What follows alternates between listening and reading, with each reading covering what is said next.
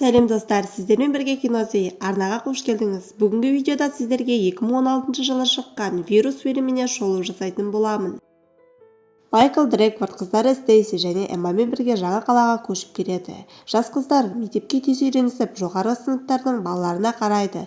Олардың анасы жұмыс бабымен босамаған соң әкесімен аралары дұрыс емес болады. Телевизорда барлық арналарда вирустардың таралуы туралы хабарлайды. Вирус Қытайдан тарап бастаған еді.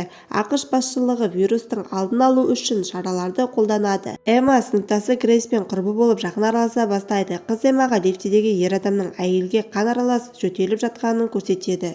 Қыздар бұл Қытайдан келген вирус екеніне сенімді болады. Олардың әңгімесін Эван бөледі. Эван Эмманың көңілін аудару үшін қағаз самолетті терезеден жіберген еді. Олар көрші және де қыз жігітке қашық еді.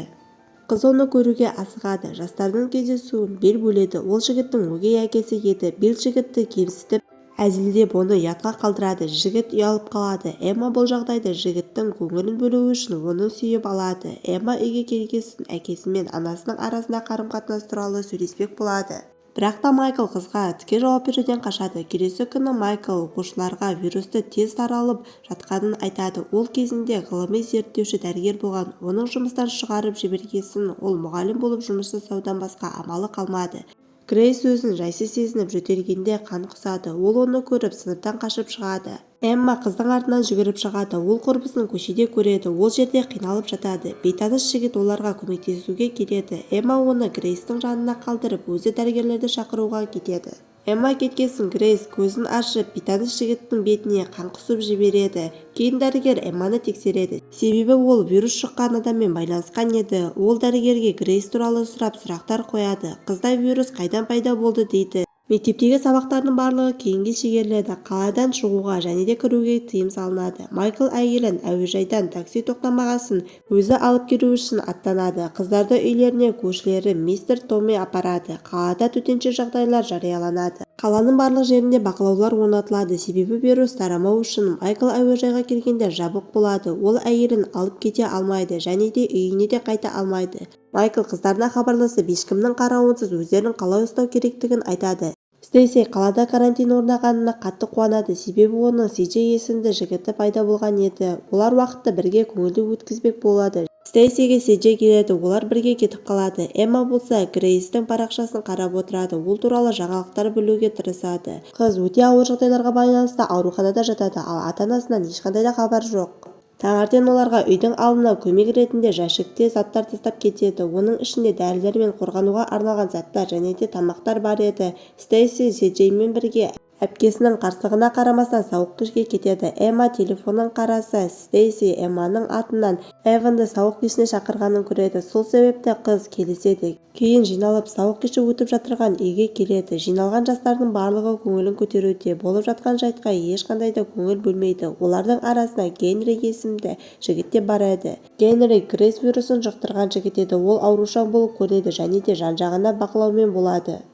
Эван Эммаға бөлек бөлмеге кетуді ұсынады. Ол өзінің сезімін қызға білдіреді. Олар ең алғаш сүйіспек болып бастағанда дәліздегі шу оларды бөледі. Бұл Стейси Си-Джейді басқа қызбен ұстап алады. Эмма сіңілісін тыныштандырмақ болады. Оның артынан жүгіреді. Бұл уақытта төменде біртүрлі нәрселер орын алады. Генри жастарға жабысып вирустарды тарата бастайды. Қыздар болса қашып үлгереді. Олар болып жатқан нәрселерді бақылап, Генридің тілі ұзарып, көзі өзгеріп жатырғанын көреді. Жігіт Стейсиға вирус жұқтырып үлгереді, бірақ Эван оны құтқарып қалады. Үйге келген соң қыз өзінің үстіндегі сұйықтықтарды жуып тастайды. Қыз қорқа бастайды. Жаңалықтарда аурулардың қашып кеткендерін айтады. Таңертең үйге арнайы тексеріс келіп, оларды тексереді. Олар болса аурулармен қатынас жасағанын айтпайды. Майкл Эммаға хабарласып, үйден басқа ешқайда бармауларын және де өзінің мылтығын қайда екенін ескертеді. Кейін телефон байланысы үзіледі. Телефондар да ажыратылады. Интернет өшіп, телевизорлардан жағдайлардың ауыр екенін, әскери жағдайлардың орнатылып жатырғанын хабарлайды. Қыздар терезеден көршілері мистер Томмидің көмек ракетасын жібергенін көреді. Кішкенеден соң әскери қызметкер келіп, олардың вирус жұқтырғандықтан кейін машинаға салып алып кетеді. Және де қалада дабыл ракеталары ұшқындары көбейіп бастайды. Яғни бұл вирустың минут сайын тарап жатырғанын білдіреді. Қыздар анасының көлігіне мініп әкесін іздеуге шығады. Қала сыртынан әскерилер елді күзетуде, қыздарға қайтыңдар деп ескертеді. Кейін басқа да машина қашпақ болған кезде әскерилер оларды өртеп жібереді. Қыздар қорқып кетіп үйлеріне қайтадан оралады. Стейси мойнынан бір нәрсені шығып тұрғанын байқайды. Оны алмақ болғанда есінен айырыла жаздайды. Кешкі аста ол әпкесіне олардың ата-анасының арасында не болып жатқанын айтады. Әкесі Майкл әйеліне жұмыста лаборант болып жұмыс жасайтын әйелмен көз салғанын айтады, және де оны өзі көріп анасына айтқанын да ескертеді. Сол себепті жұмыстан шығарылды. Қыздармен бәрін жаңадан бастау үшін жаңа қалаға көшіп келген дейді. Эмма бұл жағдайларды дұрыс қабылдауға тырысады. Олардың әңгімесін есік қоңырауы бұзады. Шошыған Эван есіктен кіріп оның ұстап тұрады. Өгей әкесі вирус жұқтырған және де оны өлтірмек болады. Вирус жұқтырғандар қимылдамаған адамдарды байқамайтын болып шығады. Жасөспірімдер маска тағып светті өшіріп тастайды. Ер адам терезеден секіріп келеді. Жастар болса бір орында қатып тұрып қалады. Бейлидің құлағынан қара құрт шығып дыбыс шығарып көзбен бірге қызметті атқаратыны. Билл Эммаға жақындап келе жатады, бірақ та оны Стейси атып өлтіріп құтқарады. Содан кейін өзі де құлап қалады.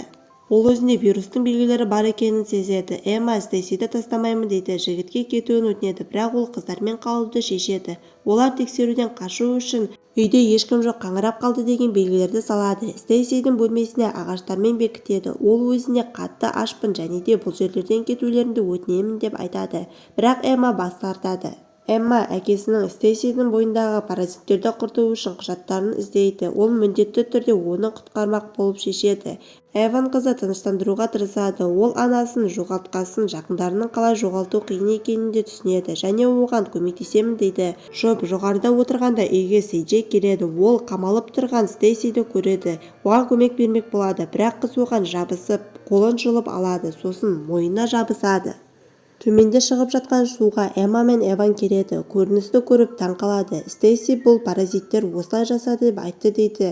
Жылайды, күресуге шамам жоқ дейді. Уақыт жоқ деп Эмма іске көшпек болады. Ол қыздың тамағына ұйықтататын дәрі қосып береді. Стейси ұйықтағасын олар қыздың бөлмесіне келеді және де оның бойындағы паразиттерді шығармақ болады. Биология сабағында мистер Дэрилфорд үйреткенде техникамен қара паразиттерді қыздың бойынан алып шығады. Стейси де қатты аурудан есін жияды. Олар паразиттерді шығарады. Эван оны аяқпен ұрып өлтіреді. Стейси таңертең өзіне келеді. Оның жағдайы жақсы секілді көрінеді. Бұл уақытта Эван әскери ақпараттарды кіріп, үйлерді жару туралы хабарламасын біледі.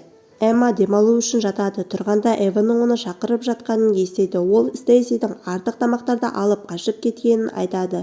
Эмма Стейсидің артынан жүгіреді. Олар қыздың бірге кіріп кеткенін көреді. Эмма мен Эван үйден вирусты жұқтырған талпа адамдарды көреді. Олар ауруханадан қашып кеткендер еді. Грейс де бар екен. Вирус жұқтырғандар оларды байқап қалады және де олар бөлмеге тығылады. Эмма Стейсиді көреді. Ол қызға өзін өлтіруін өтінеді, себебі ол паразиттерді еститінін және де вирустан айырылмағанын айтады. Стейси құбыжыққа айналғанда оны атып өлтіреді. Эван Эмманы шатырға алып шығады. Бұл сәтте үйге бомба түседі. Олар бассейнге түсіп үлгереді. Кейін олар қалаға сыртына жаяу келеді. Әскерилер бұл жерден тарап кеткен еді, себебі вирустың барлығы жойылған еді.